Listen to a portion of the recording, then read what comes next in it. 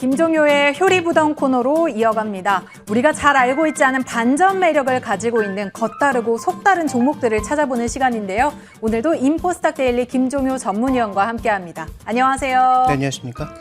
네, 먼저 오늘도 주인공을 만나봐야 될 텐데 그 전에 어떤 기업인지 스토리 한번 체크해 볼게요. 네, 우리가 이제 종목을 생각할 때요. 이 종목이 지금 어떤 이유로 움직이고 있는지, 이 종목의 동인 드라이버라고 하죠.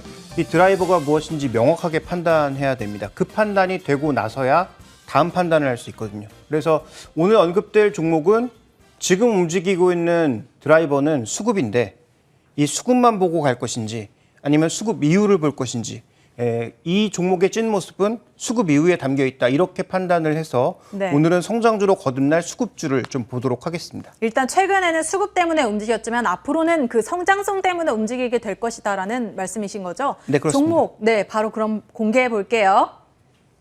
자, 오늘 준비해 주신 종목 바로 펄어비스입니다. 굉장히 핫했던 종목이죠. 일단은 게임주 가운데서도 크게 움직였던 종목인데 신고가를 형성하면서 날개를 달다가 오늘은 7% 넘게 하락하면서 마감을 했습니다. 이런 종목 사실 판단하기가 참 어려운데 오늘 변동성 같은 경우에는 어떻게 좀 해석을 해볼 수 있을까요? 네, 아무래도 뭐 다 아시는 것처럼 중국 이슈가 부담이 된 것으로 보이죠. 왜냐하면 이 종목에 지금 가장 긍정적으로 보고 있는 요인이 뭐 도깨비라고 하는 신작 게임도 있지만 준비된 그림을 보여주시면 지금 흑색사막이라고 하는 이 흑색사막이라고 하는 게임의 기대감 자체가 최근에 높아져 있고 중국 시장에서 뭔가 자리매김을 할 수 있다는 그런 기대감 때문에 움직였습니다. 그래서 뭐 여러 보고서 이미 나와 있는 내용인데요. 일단 이 흑색사막이라고 하는 게임 자체가 중국에서 꽤 관심을 받고 있었죠. 근데 지금 중국에서 게임은 평일에 못하고 주말에만 할 수 있는 그런 시간적인 제한, 그다음에 게임을 바라보는 시각에 대한 전환, 이런 것들이 나타나면서 부담을 받고 있는 양상이고요. 그래서 이제 신규 게임에 대한 기대와 그다음에 중국에 대한 실망감이 최근에 주가를 이끌었던 드라이버 중에 하나지만 저는 이게 메인이 아니고 메인 드라이버는 바로 이것이었다. 다음 준비된 그림 보시면 일단 펄어비스는 오늘 급락했지만 최근에 급등했죠. 반대로 급락한 종목으로 NC소프트가 있습니다. 전체 펀드 중에 게임의 일정 비중을 가지고 가고 싶은 펀드들이 있었을 거고요. 그중에 대장격이라고 할 수 있는 NC소프트가 이런 식으로 눌리면 반드시 다른 종목을 사서 채워 넣어야 되는 그런 수급의 변화 과정이 있습니다. 그래서 이 펄어비스를 포함한 다른 게임주들이 움직였던 것은 뭐 여러 가지 이유가 섞여 있습니다만 저는 메인은 NC소프트의 급락 때문에 펀드에서 수급이 이동하면서 기관이 이동을 하던 뭐 외국인이 이동을 하던 그런 수급의 큰 변화에 따라서 최근에 큰 폭의 진폭이 나타났다라고 보고 있는 상황입니다. 네. 그러니까 이 수급이 결국은 NC의 하락이 끝나거나 아니면 다른 종목의 어떤 매력도가 떨어지는 그런 구간에서는 지금은 크게 변할 수 있는, 수급에 따라서 단기적인 변동성이 굉장히 커질 수 있는 그런 구간인 것이죠. 그래서 이 종목의 본 캐릭터는 게임주인데 게임에 대한 판단과 더불어서 수급까지 작용하다 보니까 단기적인 변동성이 더 크게 확대될 수밖에 없었던 그런 상황이어서 우리가 너무 단순하게 게임만 보고 접근하기에는 지금 당장은 쉽지 않은 국면이 연출되고 있다, 이렇게 볼 수가 있습니다. 그러니까 펄어비스의 게임이 좋아서 이게 주가 상승했다라고 보기보다는 일단 수급적으로 NC소프트에서 조금 빠져나오면서 펄어비스로 움직였다라고 우리가 볼 수 있는 거죠. 어제 안 그래도 기관이 크게 좀 매수를 해주면서 펄어비스의 주가가 크게 상승했거든요. 네, 그렇습니다. 그래서 패시브 펀드 같은 경우에는 움직이는 시총대로 그대로 기계적으로 쫓아가야 되거든요. 근데 최근에 시장이 거래량이 조금 말랐지 않습니까? 그래서 이런 수급이 강하게 들어오면 매수 공백 상황에서 매수가 강하게 들어오면 주가는 급등하고 반대로 매도가 커지는 종목은 급락할 수밖에 없는 그런 차별화 장세로 갈 수밖에 없는 것이죠. 그 부분이 이제 부담이었다고 보여지고, 그래서 일단 이 종목의 흐름을 이제 점검을 해보자면 중국 이슈가 이렇게 커졌기 때문에 자, 이것이 과연 어떻게 앞으로 주가에 작용할지 하나 살펴볼 필요가 있겠는데요. 근데 최근에 중국 이슈가 터지면서 게임주들이 전반적으로 타격을 받았잖아요. 그 가운데서도 이제 펄어비스는 좀 예외다라고 볼 수는 없을 것 같은데 이 중국 규제와 관련해서 우리가 어떻게 체크를 해보는 게 좋을까요? 그러니까 실적 추정이 좀 어려워졌다라는 거죠. 중국이 이렇게 확 정책을 꺾으면 과연 앞으로 실적이 어떻게 변할까를 정확하게 예측하기가 어려워졌다는 게 핵심입니다. 준비된 그림에서 보시는 것처럼 증권사에서 예측하고 있는 실적의 전반적인 추이는 올해는 조금 안 좋지만 내년에 굉장히 좋아지고 그 다음에는 더 크게 확대된다라는 것이었는데 이것은 게임 라인업의 확대와 더불어서 중국 시장의 판호라고 하는 긍정적인 이슈를 반영한 것이었거든요. 근데 판호를 반영한 상황에서 게임에 대한 규제가 늘어난다? 그러면 뭔가 이 실적 추이도 전반적으로 좀 변할 가능성이 있죠. 그 다음에 이제 준비된 그림 보시면 이 기업의 대표 게임은 검은 사막이라고 하는 게임인데 검은 사막의 지금 모바일은 상대적으로 탄력이 조금 줄고 있는 측면에서 그 다음에 PC 쪽도 약간의 변화가 나타나고 있는 측면에서 향후 중국 쪽의 판호 변화와 그 다음에 기존 게임의 탄력 둔화라고 하는 이 두 가지 변수를 결합했을 때 향후 실적을 어떻게 측정할 것인가가 단기적으로는 좀 불분명해진 측면이 있다. 그래서 우리가 이 종목을 확실하게 숫자를 알면 좀 더 명확하게 투자할 수 있는데 숫자가 불분명해지면 이 종목에 대한 투자 관점도 흐트러질 수밖에 없는 그런 상황.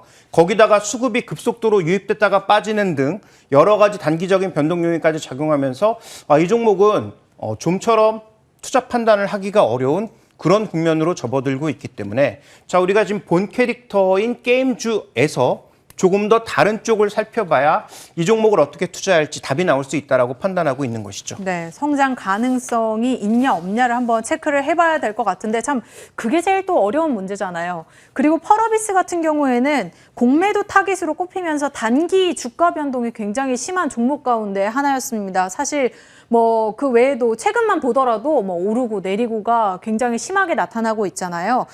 그런데 이런 가운데서도 대체 어떤 특징을 보고 부 캐릭터로 성장주라고 꼽아주신 건지 궁금하네요. 네, 일단 게임의 라인업 확대, 그다음에 지역의 확대, 사용자의 확대 이런 것들이 게임 성장에 있어서는 중요한 변수라고 볼 수가 있지만 펄어비스는 다른 종목과 조금 차별화되는 요소가 한 가지 있습니다. 뭐 준비된 그림으로 확인해 보시면 홈페이지에 나와 있는 건데요. 게임 엔진을 스스로 개발하고 있다는 것이죠. 이 게임 엔진을 스스로 개발하고 있다는 것은 굉장한 경쟁력입니다.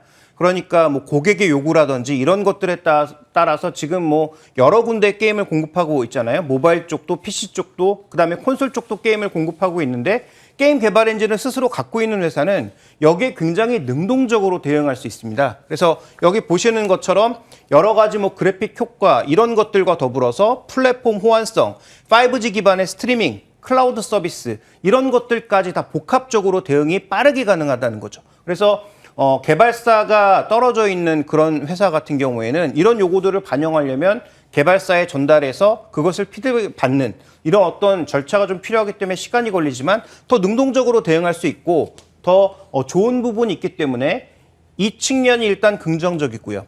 그 다음에 이제 로블록스나 유니티처럼 만약에 이것을 플랫폼으로 확장할 수 있는 즉 자사의 개발 엔진을 바탕으로 다른 회사에도 이것을 넘길 수 있을 정도까지 확장세를 보여준다면 좋겠으나 그건 또 굉장히 비용 증가를 수반할 수밖에 없습니다. 다음 준비된 그림 보시면 이게 굉장히 좋은 이슈이기는 한데 네. 지금 현재 구간에서 나타나고 있는 인건비의 전반적인 추이라든지 아니면 개발비의 어떤 전반적인 추이가 계속 증가하는 모습을 보여줄 경우에는 그러면 이 종목은 로블록스처럼 계속 적자 국면에 들어갈 수밖에 없기 때문에 그건 이제 선택의 문제인 거죠. 확장성을 보고 적자를 보더라도 플랫폼 쪽으로 가느냐 네. 아니면 자사 게임만 확실하게 서비스를 할 수 있는 개발 엔진으로 남느냐는 이제 본사의 선택일 텐데 네. 그건 앞으로 우리가 지켜봐야 될 이슈고요. 어쨌든 지금 당장 우리가 알 수 있는 것은 개발 엔진을 자체적으로 보유하고 있기 때문에 게임에 대한 퀄리티를 적어도 다른 회사들보다는 꽤 담보할 수 있다는 점. 그래서 이번에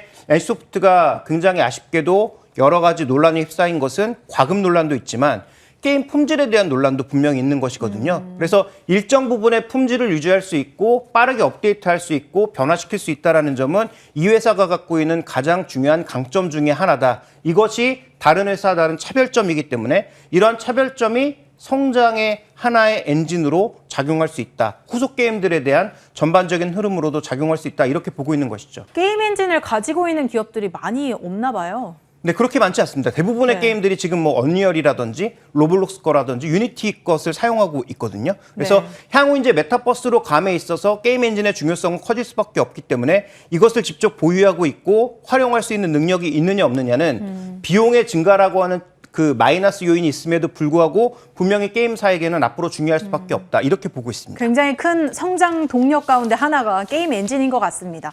자, 그리고 최근에 이 펄어비스가 올랐던 이유 가운데 하나로 꼽히는 게 바로 차기작 도깨비에 대한 기대감 때문인데요. 도깨비를 에 대한 내용을 좀 공개하자 사람들이 잘 될 것 같다. 이런 긍정적인 얘기를 많이 하면서 이제 기대감을 받아가고 있는데 어떻게 보시나요? 네, 일단 게임 라인업들을 보시면 이미 공개한 것도 있고 향후 이제 준비를 하고 있는 것들도 있습니다.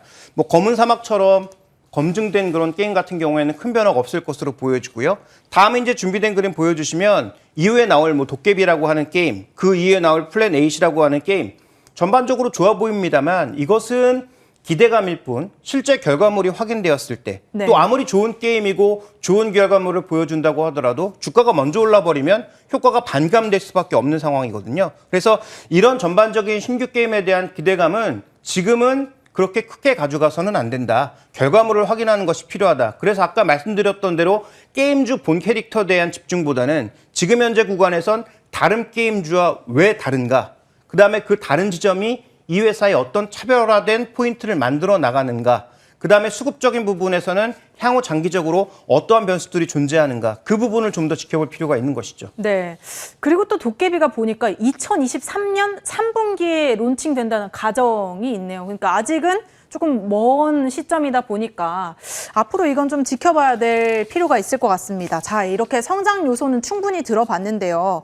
이제부터는 등을 돌렸던 외국인의 수급 유입 시점이 굉장히 중요할 것 같습니다. 외국인이 보니까 10거래 연속 매도하는 흐름이 나타나고 있거든요.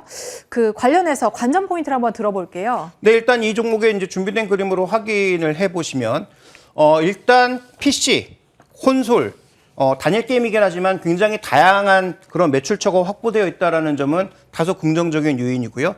또 준비된 그림 하나 더 보여주시면 이 종목의 장기적인 수급이 유입될 가능성을 우리가 좀 고려해 봐야 됩니다.